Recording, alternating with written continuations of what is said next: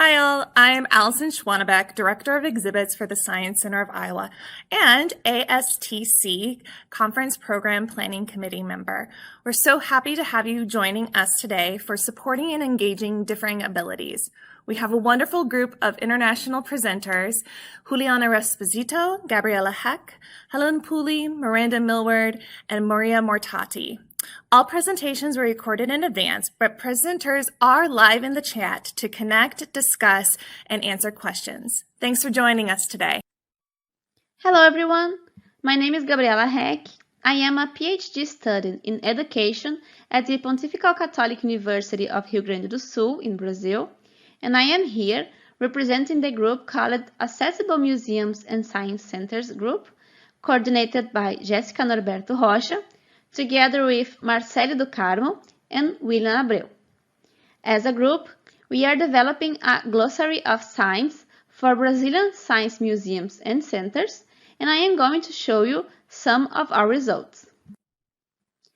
The Accessible Museums and Science Centers Group develops research on accessibility and social inclusion in museums and science centers, together with science dissemination actions.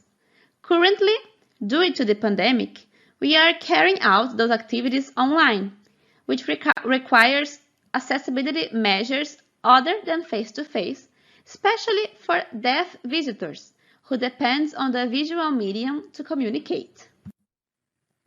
In terms to include deaf visitors, Brazilian science museums and centers develop strategies that include the use of Portuguese subtitles, the presence of an interpreter of Libras, the Brazilian Sign Language, and the use of translated videos and multimedia in Libras.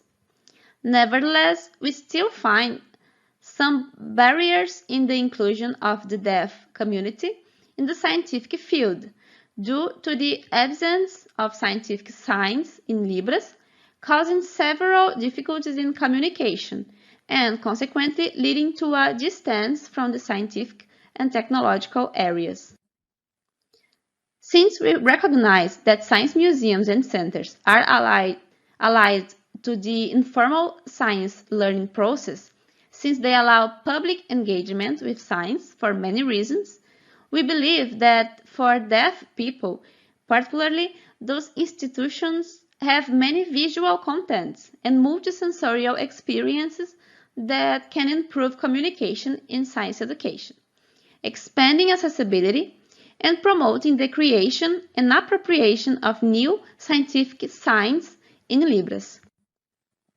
Furthermore, the deaf public face several barriers in visiting museums, starting with the lack of a sign in Libras to refer to the location.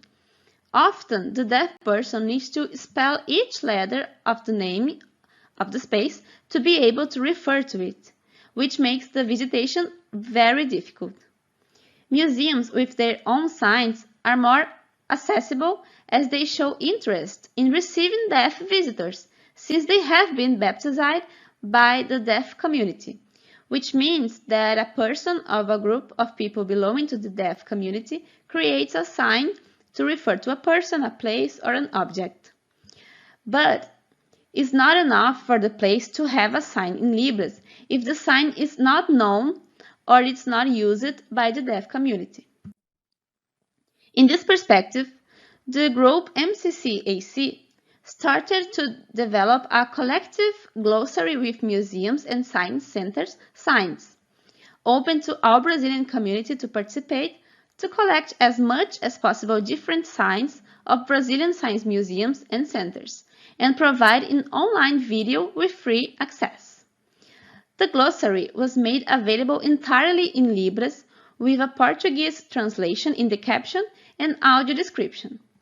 I will show you an example of the Museum of Tomorrow in Rio de Janeiro.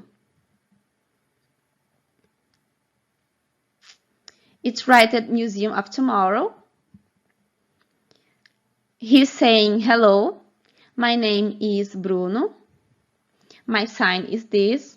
I work as an educator. Are you seeing behind me? What is this? The sign is this, and the name is Museu do Amanhã, which means Museum of Tomorrow. The sign is this. It's on Rio de Janeiro. So the MCCAC group, through its members, contacted 137 museums and science centers by email and social media messages, and we obtained a total of 39 video responses with signs. It is important to highlight that 24 museums answered that they don't have a sign or they don't know if they have it, which demonstrate a lack of knowledge and interest in serving the deaf public. A total of 7 Brazilian states are represented in the glossary. Is Ceará, Minas Gerais, Pará, Pernambuco, Rio de Janeiro, Rio Grande do Sul, and São Paulo. Most of the signs received were from museums in Rio de Janeiro, representing 16 museums, followed by Minas Gerais with 9 museums, and São Paulo with 7 museums. These 3 states belong to the southeast region of Brazil, the region that has the highest density of museums in Brazil, which is consistent with the largest participation in the glossary. The glossary went live on the night of September 20 on the MCCAC Group YouTube channel or in the site. Note that the collective glossary is not closed. We will continue to receive videos and add them as they are received by the team members.